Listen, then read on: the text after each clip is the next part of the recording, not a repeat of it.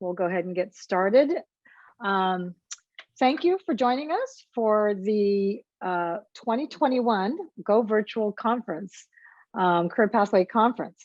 We're really excited to be doing this the second year. I'm Margie DeRouter, and I'm from the San Diego County Office of Education. I'm a coordinator on our college and career readiness team. I'll just go ahead and we'll just get started on it, and I'll turn it over to Chris Collins, who's a World of Work Program Specialist at Cajon Valley School District, and he'll introduce our panelists. So take it away, Chris. Hi, Margie. Thank you so much for that introduction. My name is Chris Collins. I work for the Cajon Valley Union School District as a World of Work Program Specialist.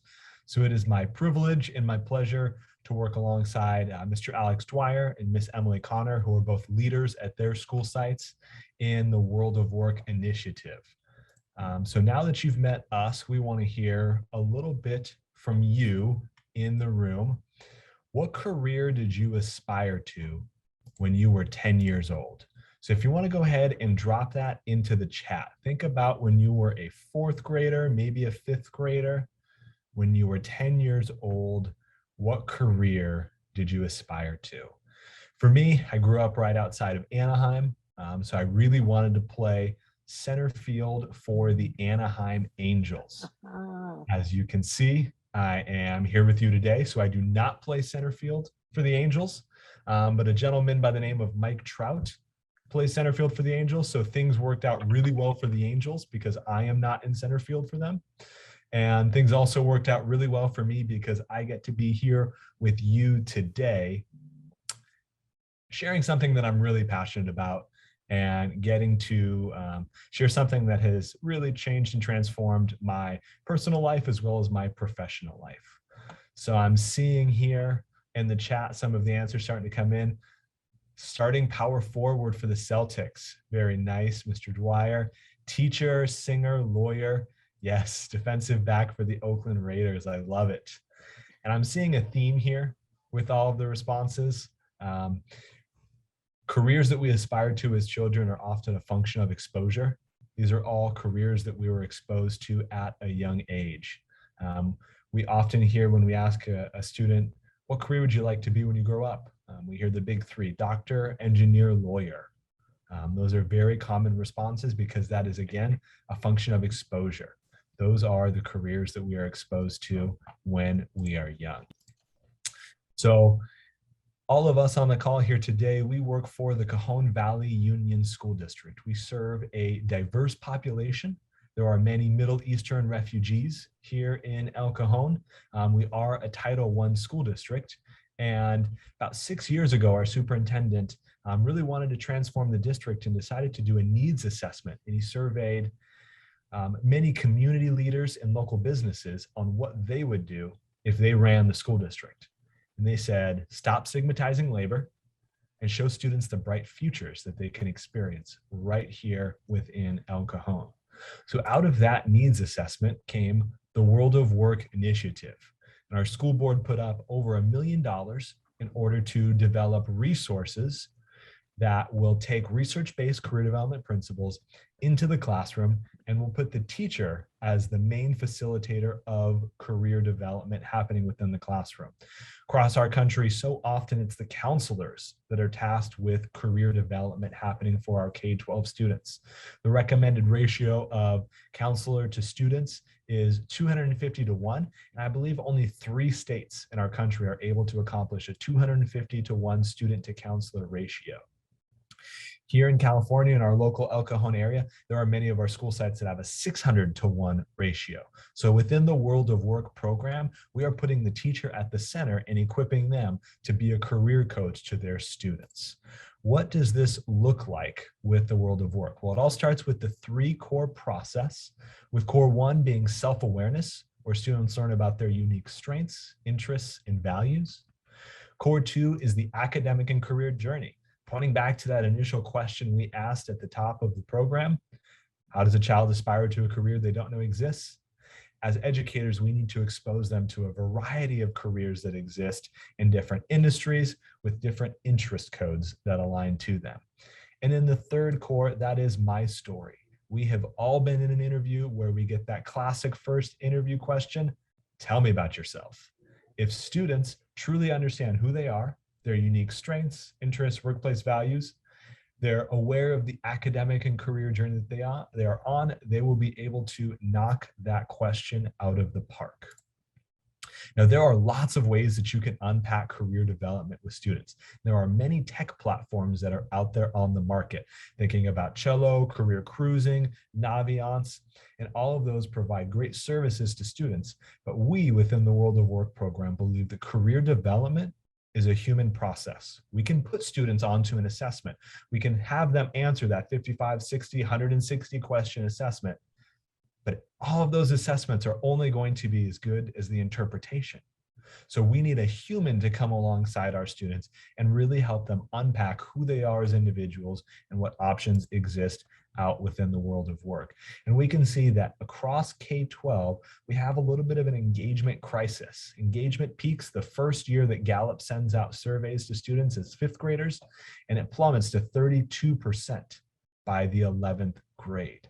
So what happens when we send a disengaged school force out into the workforce? Not surprisingly, right around the same number of students who are engaged, the same number of workers are engaged. Worker engagement has been increasing over the last 5 years, as you can see from the numbers, but it still very much it mirrors the engagement numbers that our students experience within our walls. So within the world of work, within unpacking these research-based career development principles, we want to flip that engagement switch for our students and ground everything that we're doing within the classroom within relevance. How do we do this? What does this look like in the classroom? Alex and Emily are going to provide you some great specific practices that they have developed and implemented within their classroom. And I have a feeling that a lot of them are going to point back to these 6 letters on the screen here, the RIASEC. These are 6 letters that help us define our interests, where R stands for realistic. These are the doers, people who like working with their hands, tools, and machines. I, investigative thinkers. These are people who like using math and science to solve problems. A are the artistic creators. These are folks who value creative self-expression. S are the social helpers. These are folks who like helping and nurturing others. E are the enterprising persuaders. These are people who like to lead and persuade others and sell things. And C are the conventional organizers. These are people who like organizing facts, data, and figures. So how do we build this common language within the classroom? A lot of it might look like play. Let's take a look at a RIASEC exploration that happened in one of our middle school classrooms to see what it looks like.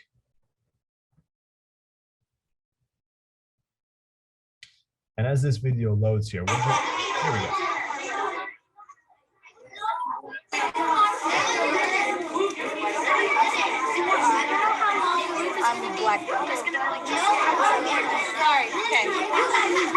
All right, so as you can see here, it is play. Students are at different stations trying out different tasks and activities to see which one they most align with. Did they like being a realistic doer? Did they like being a conventional organizer? What best fits them?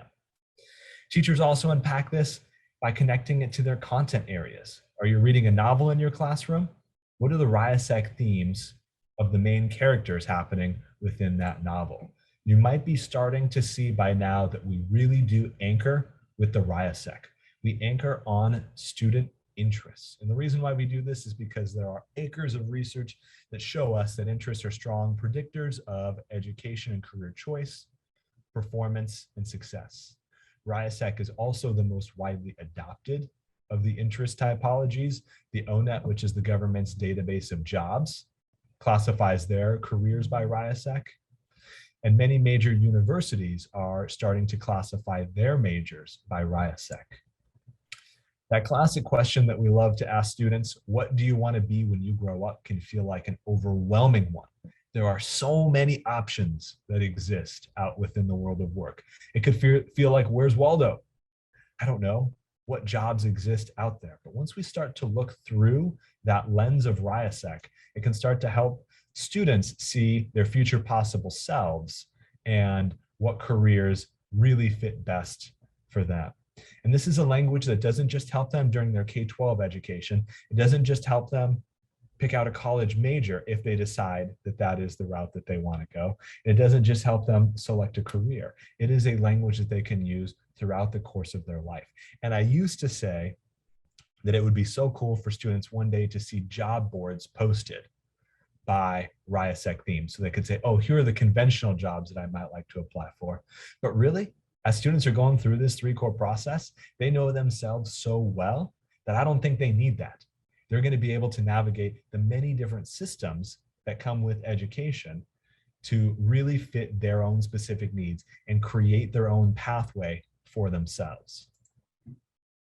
Now, the forgotten middle school is often a challenge to implement new initiatives in.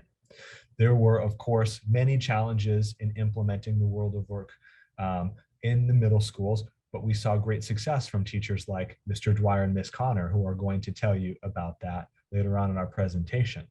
We also created the Launchpad, which is transforming school libraries into interactive makerspaces.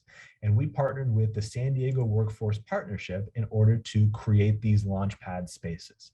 The first one was created at Cajon Valley Middle School. And in this photo here, you can see Sarah Burns, who is also giving a presentation tomorrow at 3 from the San Diego Workforce Partnership. She was the mastermind behind the original Launchpad space. And as you work your way through the Launchpad, there are many ways that you could do it. It is designed to be a space not only for teachers and students, but also for parents and community members to come in and learn this common language of career development through the mission guide, which contains 10 different missions that students, families, and community members could go through. Of course, it is all anchored in that RIASEC language, where students first learn about what are their unique interest themes.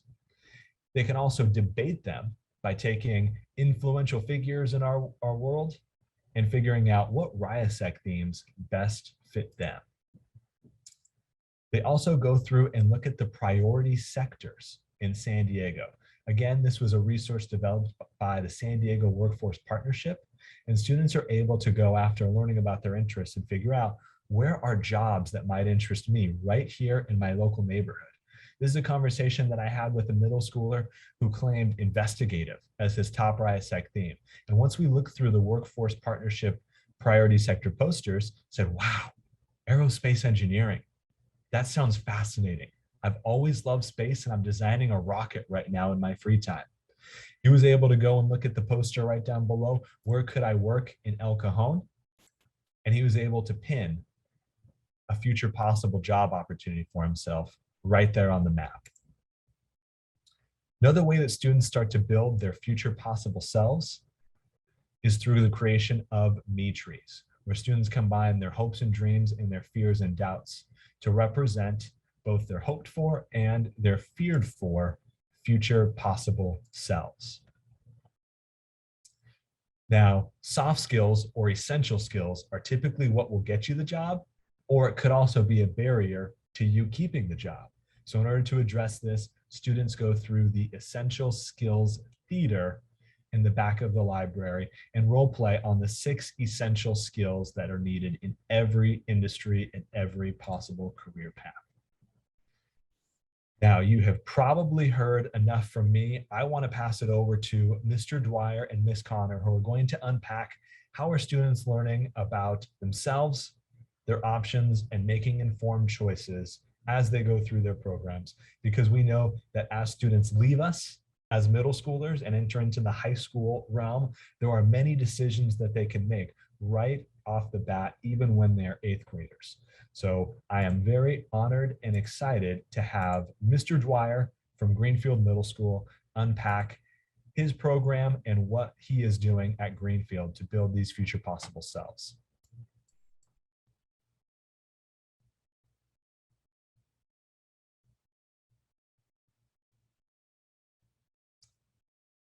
And I think you're on mute, Mr. Dwyer.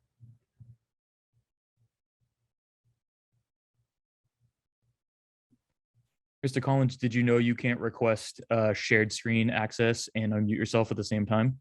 Oh, I did not know that, but now we know. Very investigative of me to figure that out.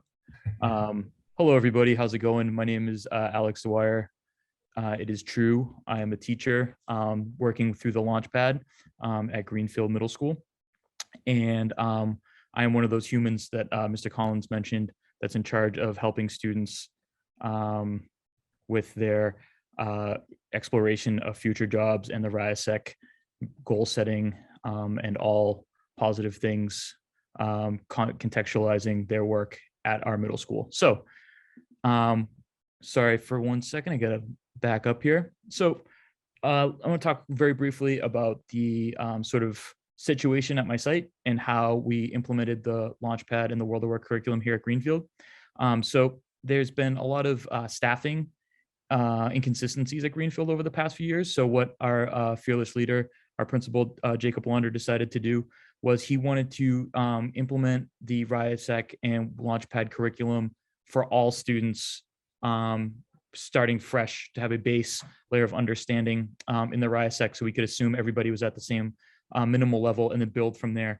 So what we did was we developed a system where all students come to the Launchpad 4 weeks out of the school year, and we work incrementally through the RIASEC from learning what the RIASEC is all the way up to having a detailed plan for the future after students leave middle school. So what we wanted to do is ensure that students had that minimum level support, like I said, and then we rotate students through on a consistent schedule so that they can all have access to this World of Work curriculum, which is so important. So what we do for our first rotation here at Greenfield is we start with exploration of the RIASEC. What that looks like, similar to what Mr. Collins showed earlier, is just little bite-sized opportunities to play around with the RIASEC, immerse themselves in the RIASEC, and make connections to the RIASEC. So here we see 3 of our 6 RIASEC rotations. The first one here, this guy in the Michael Jordan jersey and his buddy, they were working on our artistic rotation where they were given different modalities to express themselves artistically, and creativity is a main pillar of the artistic RIASEC theme. So students were exploring different ways to express themselves artistically. Down here, this tower of stuff, that was our realistic rotation where students were asked to build a tower as tall as possible with the things that they had in their backpack. Of course, realistic people being the people that are doers, hands-on people who build things. And at the bottom, you see a couple examples of student work where students were asked to, as part of their enterprising rotation, they were asked to come up with ways that the school could improve some of the systems that we have to maximize student engagement. So there's a lot of feedback and a lot of very enterprising examples where students try to convince us that they need longer breaks, better food, a lot of students advocating for more cell phone usage on campus. So it's a really great opportunity for students to have little bite-sized tastes of the different RIASEC themes. And that was their first week that they spent in the Launchpad. From there, students were asked to sort of start to make connections to the RIASEC as they understood it and project out what they thought their RIASEC themes would be after they'd taken strengths and interest surveys that gives RIASEC themes. So here we see these were students who were asked to articulate RIASEC themes that they were absolutely not. And my absolute favorite is this person right here, said in all caps, "I hate puzzles." So they were not an investigative person. And you can see I'm not organized, so I'm not conventional. But again, this is students building their own personalized understanding of the RIASEC and really filtering through their understanding of the RIASEC through their own personal strengths and interests. Similarly, we have students that was part of that first rotation who were asked to articulate what RIASEC themes they thought they might be. So again, students using the vocabulary from the RIASEC that they had reviewed that week, making connections between their own interests. I'm conventional because I like to be organized. I like to draw and sketch, therefore I'm probably artistic. And then we also want to give students a lot of context about these RIASEC themes. So we had students compare and contrast RIASEC themes against people in their class or school-wide. And this was sort of a general breakdown that we saw with one group, with the majority of students being artistic, social, and realistic. And then we had discussions about sort of why that might be, talk about how the RIASEC evolves for people over their lifetime. And it's really fruitful and very engaging opportunity for students, again, to just really practice using that vocabulary of the RIASEC, but also using some of their higher order thinking and problem solving skills, taking these new terms and making meaning of them, in basically 3 periods over a week's time. So it was really productive and a really great first step for students to start working on their individualized RIASEC-based journey. So then we go to our second week, and our second week, this is where our students are taking the RIASEC. They're reflecting on those scores and using the people around them to reflect on those scores. And we'll see a few work samples in a second, exploring that. This is really students starting their own process and developing a plan to get to a future that they are most interested in, and being very informed in making that decision. Like Mr. Collins mentioned earlier, students, I said I wanted to be a basketball player when I was a student, not taking into account the fact that I am not tall and not good at sports, but it was just sort of that was in the milieu of my friends. We all talked about basketball all day. But students now, we're trying to have students be very well informed about a wider range of jobs, and this RIASEC exploration is part of that. So, video goes here. Here we go. So this is a video of just student reflections based on what we did during our week together. So what students were asked to do was they were asked to share their RIASEC theme and start to reflect on that RIASEC theme as it related to the people around them. So here you see, my RIASEC theme was conventional. Who do you know that's conventional? My brother's conventional. Or here is a person who said, I'm artistic, a person I know is artistic. My sister's artistic because she's very creative. So students were starting to explore the RIASEC as it relates to not only themselves, but their community, the people beyond them. Here, a lot of students who didn't have people at home that modeled the RIASEC theme that they were articulating opted to use teachers on campus. And that was really helpful because we started to see sort of the continuum of skills they see in teachers, so they can understand this continuum of skills in any workplace. So Ms. Ossing is an excellent example. A lot of students identified her as social because she's very helpful and very kind. And then a lot of students identified Mr. Pence, our art teacher, as artistic, again, for being a very creative guy. So they're seeing that, that there is multiple skill sets in a sector, and it's sort of attaching your individual version of that RIASEC theme to that sector and making a meaningful connection there that allows students to find work in the future. So students continue to go on reflecting, talking about what that person does for work, again, making further exploring the RIASEC theme. And then we share these answers. So if 10 students say they have someone at home that is conventional, we look at those 10 jobs and say, oh, well, there's different shades of conventional in all these 10 jobs, which again, is just sort of higher order thinking skills, really piecing together, making their own determination about what these terms mean to them. Then students identify jobs in that RIASEC theme that they think would interest them. Here's a couple of examples: makeup artist, police officer, government hacker is my favorite. And then we get to sort of the realities of the math, which will set them up for the rotation that we're currently working on at Greenfield. And that is, how much money do you think that person makes a year? So we're starting to get into the financial and fiscal realities of certain jobs, and also weighing strength and interest when you're picking a job. So here we have students, some students guessed, at least $30 an hour. Some students were very specific. The fashion designer making $99,000 a year. And this is that first step in that exploration, in that path that they're going to develop to jobs in the future. So here's probably the most important question of the whole reflection is this enough money to live the type of life that you want to live? So students are starting to make value judgments on the things that they're projecting forward. I want to be I want to work at a zoo, but I also want to drive a Lamborghini. Well, we need to figure out either a very high paying zoo to work at, or maybe see where we're willing to give on our projection forward. Maybe we can have a different car than a Lamborghini that's also very nice, but also still work at the zoo. Sort of having that organic conversation about choices now, so students are well prepared to make those choices in the future. And then, of course, we have students reflecting on the types of jobs, training that they'll need to get to these jobs in the future. And that was really setting students up for our third rotation, which again, we're in the process of doing now. And that rotation is where we are doing the math behind our decisions. So this is where we're really going in depth into budgeting. Students are asked to complete a budget during the third week, where we're again dealing with the realities of math based on or compared to what we want for our future. This is a budget for someone not knowing how much they're going to make in their job yet. So first, we have students come up with a budget based on their wants and needs for the future. I want to live in New York City.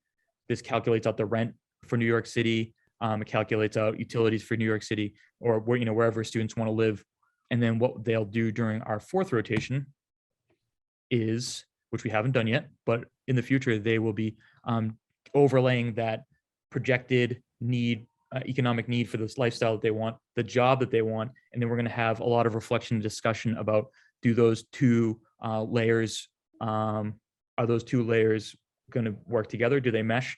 Are you going to have to reevaluate what job you're interested in? You're going to have to reevaluate lifestyle choices for the future. So students are really starting to piece together the realities of what all of us on this call do every day, which is make monetary decisions based on our strengths and interests, and also our financial reality. So we're really trying to set students up for having being informed decision makers as they get older. So this final rotation, students they'll pick one job and really explore that job in depth. At this point, they've chosen 3 jobs that they've looked at different at different levels.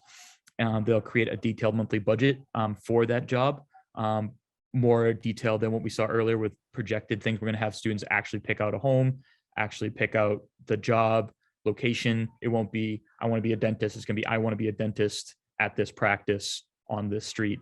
And then we're going to develop a personalized path for students to get to that point, highlighting what education they need, what skills they can be working on today in high school up through college, and then incremental goals to get them to that ultimate goal of a specific lifestyle and a specific type of employment. Man, that was a lot. So our next wonderful speaker is Emily, and she's going to talk a little bit about a different implementation of the Launchpad curriculum at her site, which is Hillsdale Middle School. I'm going to surrender my control of the computer. All right, I just requested access. So, hi. So, yeah, our setup is very different because our school is roughly 3 times the size of Greenfield, where Mr. Dwyer's at. So this is actually really good because you can see how, depending on your school's size and needs, how you can implement this, the idea of career explorations and the RISEC in very different ways. So while Mr. Dwyer's school does the whole school rotations, we would never be able to have our whole school rotate on a regular basis, since again, we're 3 times the size. So what we decided to do, let's go ahead and see if I have access here. There we go. All right. So what we had first, we established, so last year was the first year setting this up. And I was asked to, I was an English teacher for 20 years. And then I was asked if I would like to delve in. And to be honest, I was a little bit hesitant and not real sure about it. And now I'm just, it's my whole, I love it. So the goals.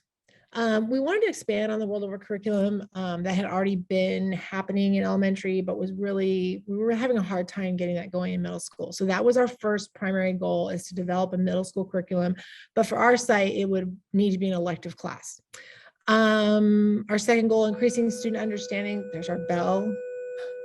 Oh, wait a moment. Fun times. All right. Increase student understanding and experience with all 6 themes of the RISEC, create experiences in all 4 levels in world of work, and the 3 parts of mission of me, which Chris had gone over in the beginning. Overall, then, this is to give students a greater understanding of themselves, along with their possible selves in the future, including high school and beyond. So our implementation, year 1 last year, I was completely online as a distance learning teacher. When I had to develop the curriculum for last year, but we did it, and it was a great success for being our first year. So year 1 last year, we developed a year-long career explorations elective curriculum. I had 7th and 8th graders. I had 6 course sections. We created 6 classes and built a relationship with one of our high schools to include the CTE career pathways student guest speakers. And oddly enough, we had never really talked to the high schools. So I actually had no idea. I didn't know anything about CTE pathways. My students, when I asked them at the beginning of year one, if they knew what the CTE pathways were, not a single student knew that they were there. So clearly there was a need to build that relationship. So we did, and we had some guest speakers, and the kids were really excited about that. Year two, this year, we have been expanding our team. We added another teacher. She's teaching 3 sections, and I have a school counselor that's helping me with building those liaisons and the relationships with more community members and high schools to help us really dive in. So we now have 3 12-week wheel sections. I have 6th graders in my wheel. And so now we have a total of 9 wheel class rotations and 5 year-long classes. So we really have expanded that quite a bit. Again, like I said, we expanded our relationship with the Grossmont Union High School District's CTE pathways. And this year, actually just this last Monday, we had student ambassadors Zoom into our classes as guest speakers to represent the entire Grossmont District pathways. And the kids did a lot of exploration about the pathways before that happened. So that was pretty cool. All right. This is some parent feedback. I sent out a survey at the end of last year, since it was the very first year we'd ever done this. And these were the 3 questions parents were asked. As you can see, I know my child's RISEC themes. A big part of my personal goal was to really build a home school connection with our world of work, which was significantly lacking before in middle school. So I was really happy that at the end of year one, most parents said yes, they knew their children's RISEC themes. And then I have discussed my own career with my child, and that was just a variety of responses, but most of them being yes. And then the last one was great. My child and I have discussed their future academic and career goals, and that was 100%. So that was great. I was very, very happy with those results. And then student feedback. So this was the first year. Kids didn't, and here's the thing, the kids didn't pick the elective either. So kids had no idea what it was, why, it was, last year was what it was. And they were really hesitant. And by the end, they all were really happy. And so this was given at the end. And these were, I think, 4 of the real important, significant questions for me. I've talked to someone in my family about my RISEC letters. You can see the results there. Knowing my interests and abilities will allow me to choose a good career for me. I can decide what kind of education training I will need to achieve my career goals. I know about the CTE pathways classes offered at the high schools. So the fact that we had, increased, we went from 0 to here, we were pleased with that as a site at the end of year one. This year, here's how we have expanded. So you can see just the comparison here. The 12-week wheel, like I said, I have 6th graders in my 12-week wheel. So it's really an introduction. And down the road, as we get more kids coming up from elementary school that have that initial world of work experience, it's not just an introduction, but a review of all 6 of those themes. They get to explore careers in those RISEC areas.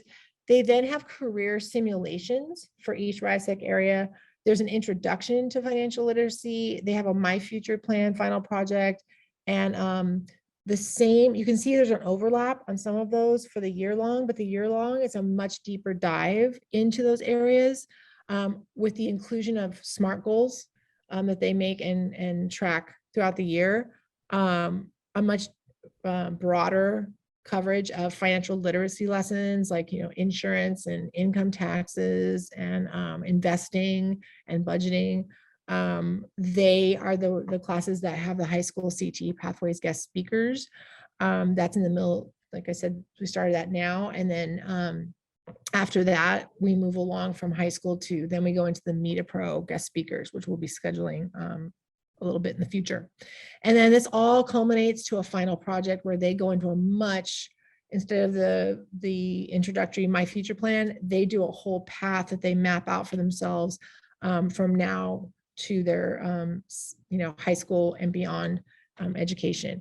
Both, as you can see at the bottom there, I'm really, for me, technology is just as much a part of my curriculum as anything else in there. So they build a website at the beginning of the year and they add to it. That's their big project. And to, help them learn technology skills, but also for presentation literacy. Being able to take their work and learn how to create something to present that to others in a way that's meaningful for them and makes sense to the world. So I'm going to show you some samples of that. So here's the year long. I just took a snap of the, I do everything digital through my Google Classroom. Students can demonstrate their learning however they want, whether it be on paper or digital, but this just kind of shows you how it flows. You can see a variety of assignments as we flow through the weeks. We're sort of going in and out of different areas. So anything that's WOW Digital Portfolio is them taking their learning and then posting that and putting that on their portfolio. We make Google Sites, so they have a website and they're putting that on their website. We use a site called Road Trip Nation, which is amazing for them to explore certain career fields. So they recently did cybersecurity. They did a cybersecurity debate based on what they learned.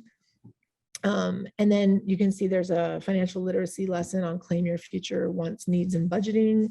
And then it just continues up. There's another Road Trip Nation. And right now they're working on Shark Tank projects where they're creating a business or inventing or innovating a product, and they'll be competing in rounds, and the other students will be investors and they'll vote for who has the best product. So they're in the middle of doing that right now, and that will also go on their portfolio. Here's just some pictures of stuff kids do in class. At the top, those 3 pictures was the career simulation for realistic hands-on, and they had to engineer with these little wood blocks. It's actually this really cool product called Contraptions. And so they take a ping pong ball and they get this booklet, which is all on their screens that they're using to kind of guide them. And they have to build and they can modify as they want to these contraptions. And then it has to have something happen when they put the ping pong ball. So they had a lot of fun with that. Down here at the bottom is a kind of a modified Socratic seminar debate on cybersecurity and hacking. So you can see there's 2 opposing teams. They have their team to back them up behind them, and they're using their Chromebooks to do some research on the fly and access notes to help their team. And that was pretty fun.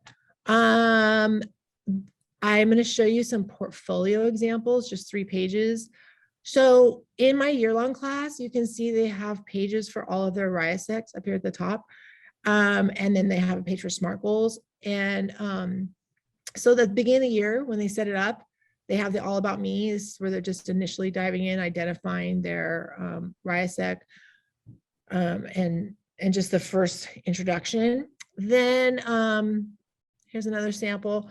So this is on an enterprising page. They add different assignments that they do and then career explorations they do that fit into the various categories. And then the students did an interview with a professional, and this was through an assignment or project that's in Road Trip Nation. So they had to post those videos and those interviews on the page that went with that RIASEC of that professional. Then SMART goals, as they move through the year, they do 3, 1 per trimester. And so you can see how they write their initial goal. They have a plan. And then we have these docs where they keep track of their progress and what days they work on it and what they do. So the year long has a lot more to it than the wheel, obviously. In the wheel, you can see that it's very, very, it's 12 weeks, so it's perfect. We have a week where they do some exploration and they learn about the RIASEC, and then they have a career simulation. And then they have the next one. So we go in order. So it flows through all 6 areas. And then for them, so they also did the contraptions for the realistic, but then most recently when it was enterprising, they had to make a mobile business. So they made a lot of different businesses. They were really cute.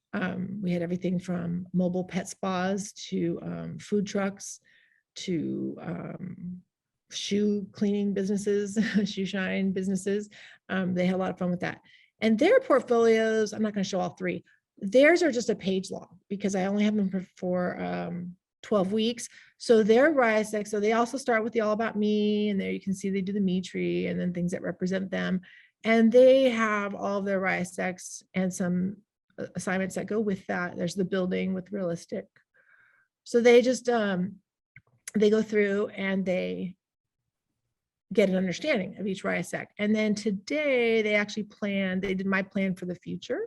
They're almost done with that. They're also adding, so they have their RISEC, they chose a career through the site that gives them a list of careers that would go with their RISEC. And the next step on that is they identify a university, college, or some sort of vocational and technical training. And they identify where they choose a school or some kind of training program so they know how they're going to get there. Go back over here. And then that's it. Thank you, Emily, and thank you, Alex. This was professional development for me. I learned a lot by listening to both of you, and I absolutely love seeing how even something like tinkering and building the objects that you were building in your class, Emily, was still career development because it had that language on it. Students were being able to say, do I like working with my hands? Do I like tinkering as I'm building this? So many great projects, so many great work samples coming out of both of these spaces here, where students are really building that agentic striving to be able to say, who am I? What are my options that exist out in the world of work? And then how can I make informed choices moving forward, thinking about that 3 core process. So I know that we've got a few minutes left here before we wrap up, but I want to know if you have any questions. You can go ahead and pop them in the chat as you are thinking on your drive home tonight, as we all do, and you think, man, that Launchpad session, I have so many more questions for them now than I did in the last 10 minutes. That is great as well. We've got our 3 email addresses up on the screen right now too. So please feel free to reach out if you have any questions that pop up at any point in time, or you can come off mute right now. And Margie, I know that you had some directions in order to make sure that everybody earns credit for being here as well. Great. Thank you, Chris. Thank you, Alex and Emily. That was a fabulous presentation. Lots of information. And we will be posting all of our PowerPoints on our website. Just give us a week or so to make sure that we've got everything set for you all. So you'll have access to this presentation. I also in the chat put an evaluation. Please, please, please just take a minute to complete that. It helps us so that we can ensure that we're meeting your needs as far as providing you some just innovative best practices and resources. And then some folks have to show that they attended or participated. I'm not sure if this is for pay or for credit, but I have a, let me just do a quick screen share here. Oh, let's see. Great, thank you.